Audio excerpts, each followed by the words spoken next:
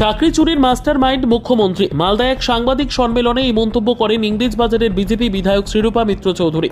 তিনি বলেন, যোগ্য ও অযোগ্যের মধ্যে পার্থক্য করতে পারেনি রাজ্য সরকার, তাই বিপর্যয়। চাকরিহারাদের আইনি পরামর্শের জন্য শ্রী প্রস্তুত আছেন। দ্রুত একটি অ্যাপ লঞ্চ করবেন তিনি। তার মাধ্যমে চাকরিহারারা তার কাছে আবেদন করতে পারেন আইনি সহায়তার জন্য। এমনকি চাকরিহারাদের সুদে আসলে টাকা সব দিতে হবে মুখ্যমন্ত্রীকে।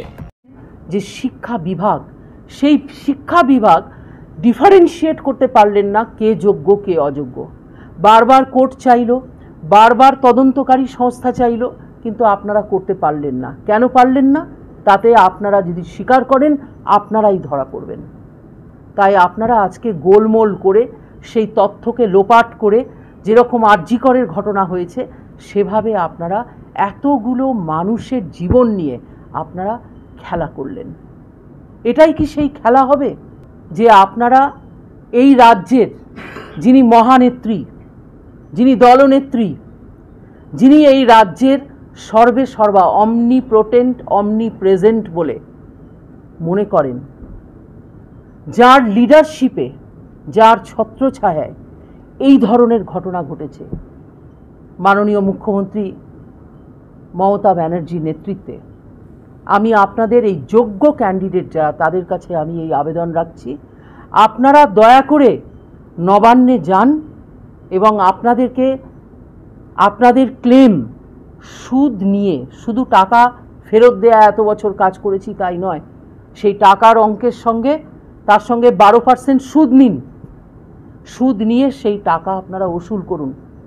আপনারা মাননীয় মুখ্যমন্ত্রীর কাছে ডিমান্ড রাখুন যে এই টাকা আমাদের ফেরত চাই সুদে আসলে।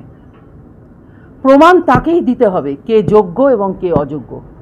কেন তথ্য পুড়িয়ে দেয়া হলো, কেন তথ্য হারিয়ে দেয়া হলো।